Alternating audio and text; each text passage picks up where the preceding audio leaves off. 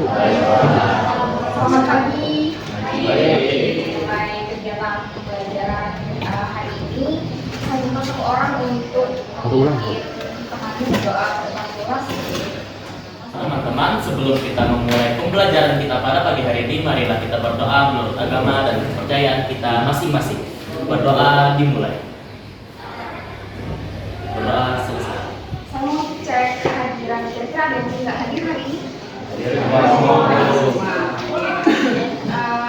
Baik, sebelum masuk ke materi pembelajaran, jadi saya ingin mengajukan beberapa pertanyaan yang berhubungan dengan materi pelajaran kita pada hari ini. Pertanyaannya adalah, apa yang terjadi ketika jari tangan kita tidak sengaja tertulis, terus apakah darah yang akan keluar itu berlangsung secara terus-menerus. Jadi pastinya kita semua itu pernah mengalami luka di permukaan kulit. Jadi entah itu tertusuk jarum atau teriris sesuatu yang tajam, benda tajam seperti itu. Luka itu pasti akan mengeluarkan darah. Apakah darah yang keluar itu akan muncul secara terus-menerus? Kalau menurut kalian? Tidak. Jadi untuk setelah terjadi luka setelah beberapa saat, biasanya darah yang keluar melalui luka itu akan berhenti dengan sendirinya. Nah, kenapa hal itu bisa terjadi? Kira-kira apa hubungannya dengan materi pembelajaran hari ini? Jadi tidak lain dan tidak bukan, kita akan membahas tentang pokok bahasanya tentang darah, khususnya sistem sirkulasi, sistem peredaran darah pada manusia. Materinya itu tentang komposisi darah dan golongan darah. Kemudian menurut kalian, kenapa mempelajari sistem sirkulasi itu penting? Kenapa kira-kira?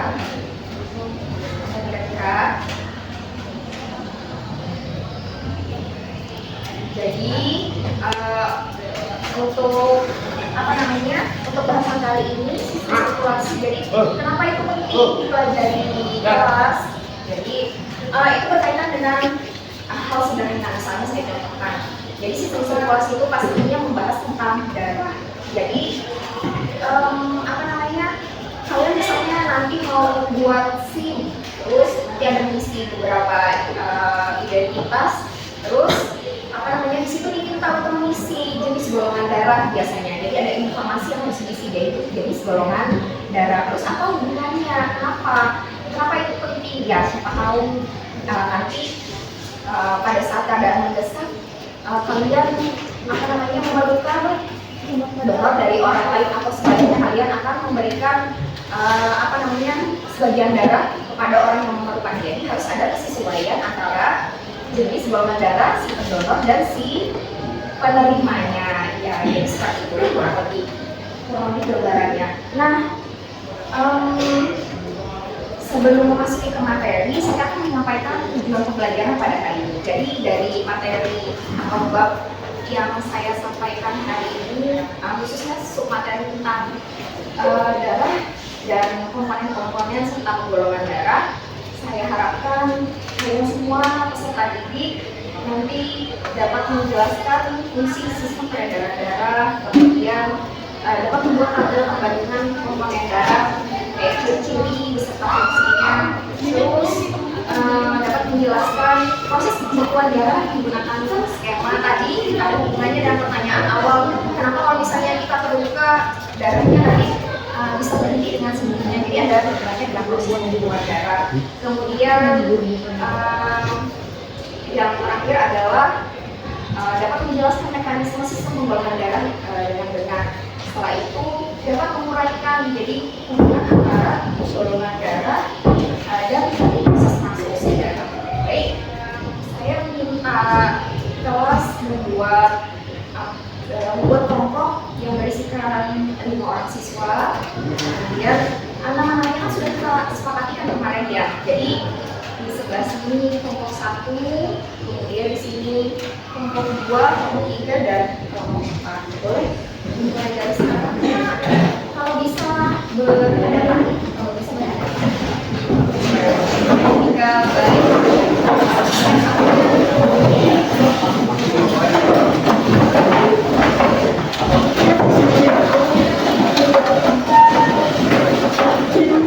Sesuai dengan ngomongnya.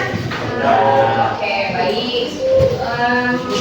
Selanjutnya adalah saya akan menampilkan satu video pembelajaran. Jadi dari video itu nanti saya minta kalian menyampaikan informasi yang bisa kalian dapatkan dari hasil menyaksikan video ini. Nanti perwakilan saja saya tunjuk. Cermati videonya dengan sama-sama.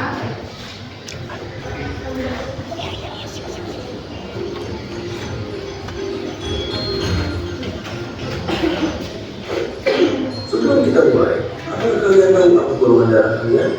Jika tidak, ada baiknya kalian mencari tahu, karena informasi tersebut mungkin akan berguna pada suatu saat. Mungkin kalian bingung untuk apa kita tahu golongan darah kita. Mari kita bahas. Ada dua grup yang mengelompokkan golongan darah. Yang pertama adalah grup A, B, dan O, yang terdiri dari golongan darah A, B, AB, dan O. Lalu yang kedua adalah grup resus yang menentukan apakah resus kalian adalah positif atau negatif. Betul sekali, tipe golongan darah bukan hanya terpacu pada grup A, B, O, tetapi juga pada grup resus, yang berarti ada total 8 tipe golongan darah.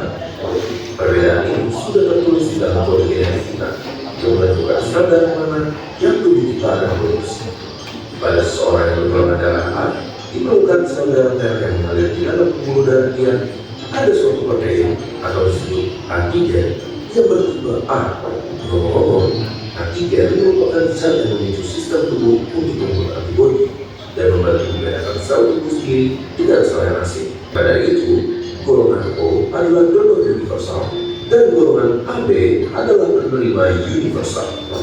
Peraturan yang sama berlaku untuk sistem resus, di mana seseorang dengan resus positif dapat menerima dari resus positif maupun negatif, karena resus negatif tidak mempunyai antigen D. Namun, seseorang dengan resus negatif tidak dapat menerima dari resus positif. Jika kalian belum begitu mengerti, kalian bisa melihat tabel berikut karena informasi ini akan sangat penting. Guna menghindari transfusi dari donor yang sama kepada penerima yang sama. Oke, baik. Videonya sampai di situ. Jadi videonya memberikan informasi tentang sistem penggolongan darah. Kira-kira setelah menyimak hasil video tadi, apa informasi yang bisa kalian kemukakan? Ya, coba Indonesia dulu. Jadi bahwa golongan darah dalam sistem resus itu menghasilkan 8 golongan. Jadi yang pertama itu ada golongan A positif dan A negatif, B positif, B negatif, AB positif, AB negatif, dan O positif, O negatif. Ya, baik. Terima kasih. Sekarang giliran Tabita. Baik, biar saya katakan. Jadi penggolongan darah manusia tidak hanya menggunakan sistem ABO, tapi juga menggunakan sistem resus. Ya, terima kasih. Ada lagi yang mau menambahkan? Satu lagi? Ya, Ami. Ya, baik, saya akan menambahkan golongan darah pada manusia ada 4 jenis, yaitu A, B, AB, dan O. Terima kasih. Jadi karena sudah duduk di kelompoknya masing-masing, saya akan membagikan lembar kerja peserta didik. Jadi nanti di sini kalian akan lebih lanjut membahas tentang sistem penggolongan darah, kemudian komponen-komponen yang menyusun darah, kemudian nanti ditampilkan beberapa tabel. Jadi kalian mengisi di situ. Kemudian ada wacana nanti didiskusikan. Kemudian kalian cari penyelesaian masalah dari wacana tersebut. Boleh nanti mencari informasinya via internet, boleh lewat buku paket dan lembaga ajar yang ada.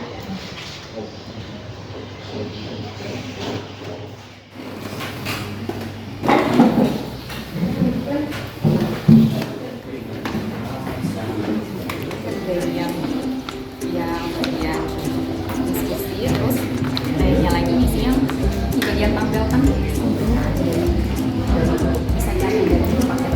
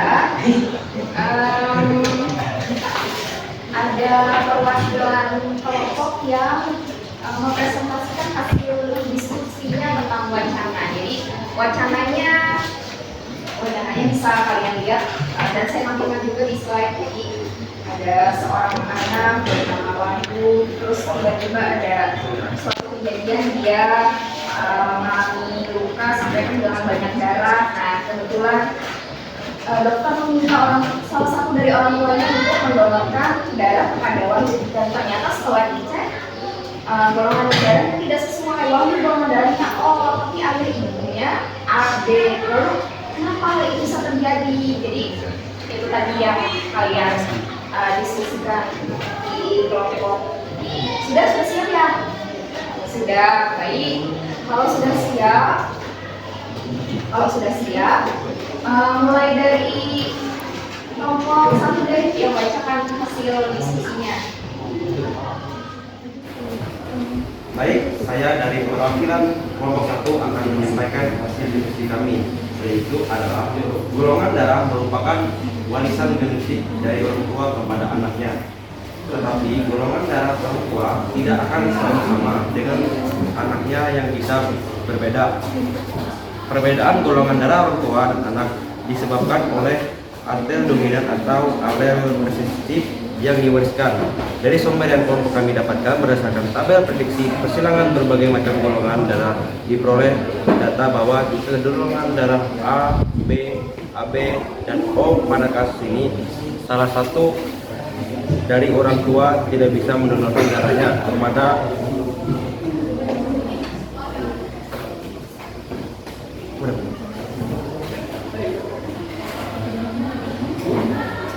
Wahyu, karena pemilik golongan darah O hanya bisa menerima transfusi darah dari sesama pemilik golongan darah O. Sekian, terima kasih. Iya. Sebelum lanjut kelompok lain presentasi, saya minta tanggapan dari kelompok 3. Boleh lupa sekarang mungkin pertanyaan atau mau menambahkan pernyataannya, silakan. Yang dari kelompok 3 ingin menambahkan hasil dari kelompok 1. Jadi dapat kita ketahui dari wacana ini, Wahyu bergolongan darah O, sedangkan ayah dan ibunya bergolongan A dan B. Jadi golongan darah O itu disebut pendonor universal karena bisa memberikan donor pada golongan darah lainnya. Sebab golongan darah O tidak memiliki antigen. Hal ini membuat golongan darah O berisiko lebih kecil untuk menimbulkan reaksi transfusi darah pada saat mendonor. Tetapi dia tidak bisa menerima golongan darah dari yang selain O karena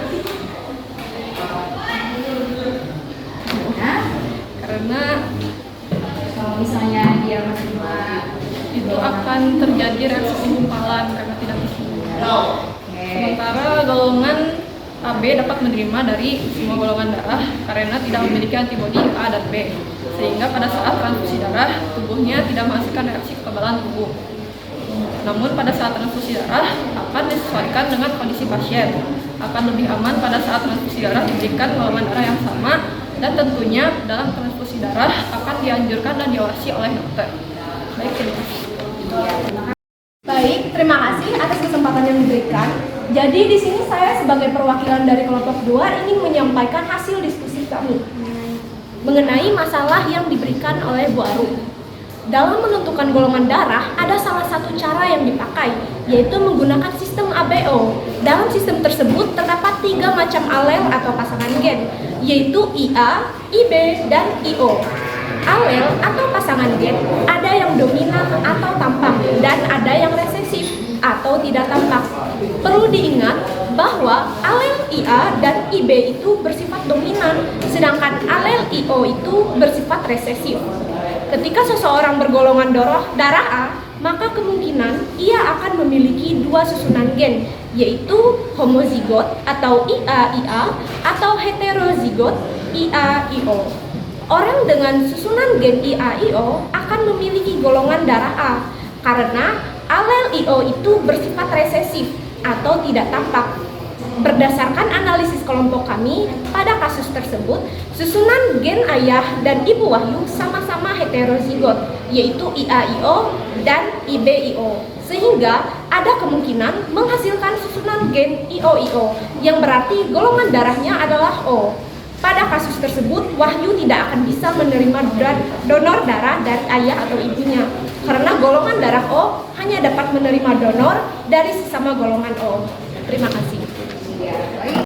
Perwakilan dari kelompok 4 menambahkan pernyataan dari kelompok 2 bahwa penting bagi setiap orang untuk mengetahui golongan darahnya masing-masing karena untuk bisa mendonorkan darah atau menerima donor harus disesuaikan dulu dengan jenis golongan darahnya.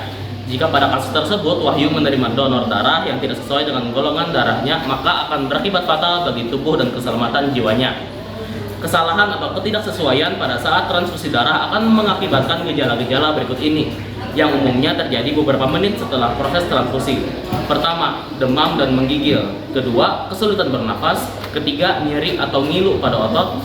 4, pusing dan mual. 5, rasa sakit pada bagian dada, perut dan punggung. 6, darah pada air seni. Apabila tidak ditangani sesegera mungkin, akan dapat menyebabkan penyumbatan pembuluh darah di beberapa titik pada tubuh penerima darah yang akhirnya akan mengakibatkan gagal ginjal, stroke, dan juga tekanan darah yang sangat rendah dan abnormal. Terima kasih. Iya, baik. Terima kasih. Nah, sekarang biar masalahnya clear. Jadi, kenapa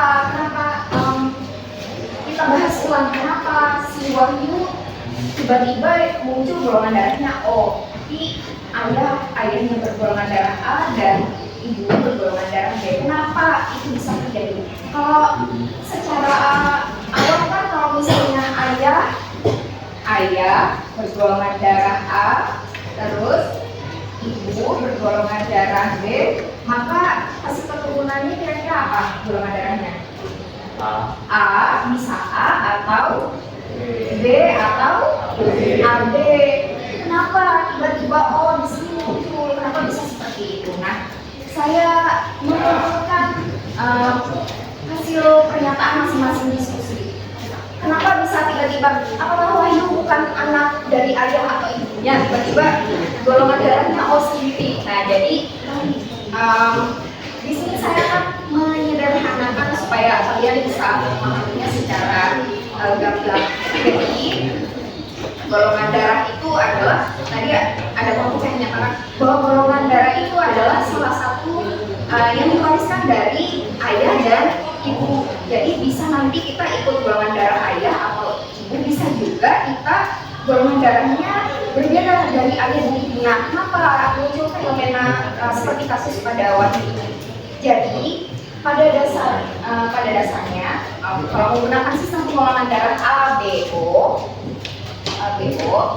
jadi gen itu kan yang diwariskan ke kita itu adalah setengah dari ayah, setengah dari ibu. Jadi gen itu sifatnya berpasangan. Jadi ada yang disebut dengan alel atau pasangan gennya. Jadi pasangan gen atau alel dari golongan darah A, B, dan O itu adalah IA, B, dan IO. Nah, jadi pasangan gennya apa alelnya. Nah, lanjut, gimana jalan ceritanya bisa sampai muncul golongan darah O tadi? Jadi gen itu ada yang bersifat dominan dan resesif. Apa itu dominan dan resesif? Jadi dominan itu adalah sifat yang dominan yang muncul, yang tampak. Kalau resesif itu sifatnya tersembunyi, jadi tertutupi oleh gen yang dominan. Nah, di kasus ini untuk alel atau pasangan gen IA dan IB itu dia dominan. Dan untuk IO itu dia resesif. Jadi otomatis yang dominan itu sifatnya lebih meningkat daripada yang resesif. Nah, karena gen pada tubuh manusia itu berpasangan, jadi pasangan alelnya itu bisa dituliskan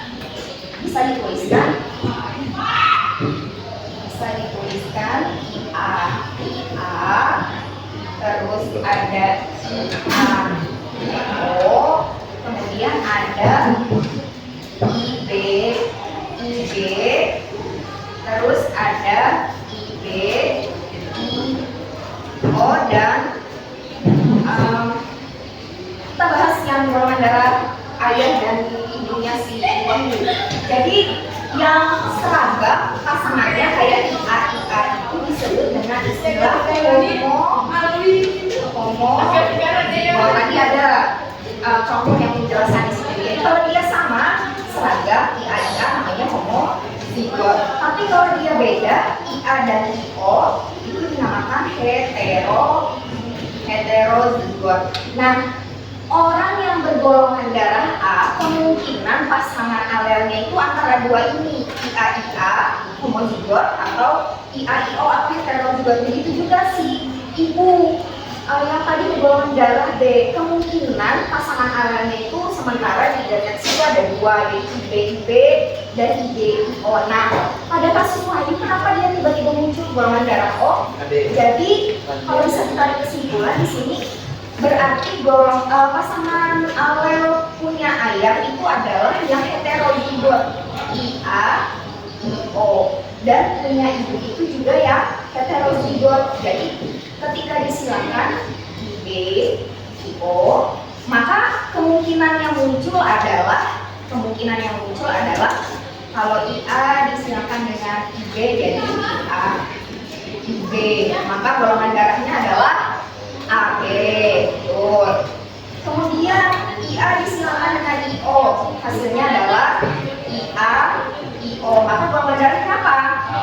A. Karena apa ini tadi? Karena IO resesif, jadi sifatnya resesif tertutup oleh sifat yang dominan, jadi golongan darahnya adalah A. Kemudian kemungkinan yang ketiga IO IB, jadi yang dominan ditulis dulu IB IO, maka golongan darahnya B. Nah, pada kasus terakhir IO maka golongan darahnya adalah O. Nah, jadi itu prediksinya kenapa bisa terjadi golongan darah Wahyu itu O. Jadi kesimpulannya Wahyu berarti bukan anak dari ayah atau ibunya, dia anak ayah dari ibunya, tapi dijabarkan dengan penjelasan seperti ini. Kira-kira baik sampai di sini. Nah, kasus selanjutnya, jadi katanya si Wahyu tadi kekurangan darah, donor darah dari salah satu kedua orang tuanya, sedangkan ayah dan ibunya bergolongan darah A dan B. Bisakah salah satu dari kedua orang tuanya mendonor untuk Wahyu? Tidak. Karena apa? Karena golongan darah O tadi yang dibacakan oleh Keisha tadi hanya bisa memberikan, dia pendonor universal. Jadi dia bisa memberikan golongan darahnya baik untuk golongan darah A, B, AB, dan untuknya sendiri yaitu O. Nah, kalau misalnya mau memerlukan golongan darah O, ya dia harus menerima dari golongan darah yang sama dengan jenis golongan darahnya. Lain halnya tadi kalau golongan darah AB, kalau AB kebalikannya berarti dia penerima universal, jadi dia bisa menerima. Kalau O tadi itu memberi, kalau AB itu sebaliknya menerima baik dari golongan AB sendiri ataupun O. Jadi kalian sudah mengerti ya dari hasil diskusi wacana itu ya. Ya, ada pertanyaan kira-kira? Ada pertanyaan? Ada pertanyaan?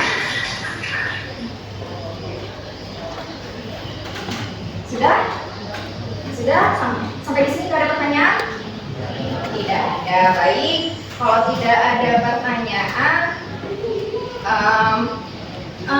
kita memasuki bagian akhir dari pembelajaran. Dari kegiatan pembelajaran hari ini tentang materi sistem sirkulasi, khususnya sistem peredaran darah pada manusia, pokok bahasannya tentang darah, komponennya, kemudian penggolongan darahnya, apa kira-kira yang bisa kalian tarik kesimpulan dari pembelajaran kali ini kira-kira? Yang pertama adalah siapa yang mau coba memberikan satu kesimpulan? Ada? Iya, boleh, Ade. isi darah, yaitu mengangkut O2 dan CO2 mengedarkan sali-sali makanan. Iya boleh. Ada lagi yang mau menambah?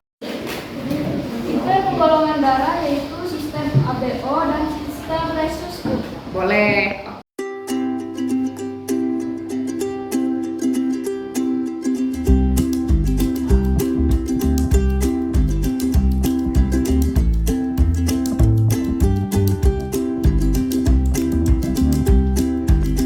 Sudah?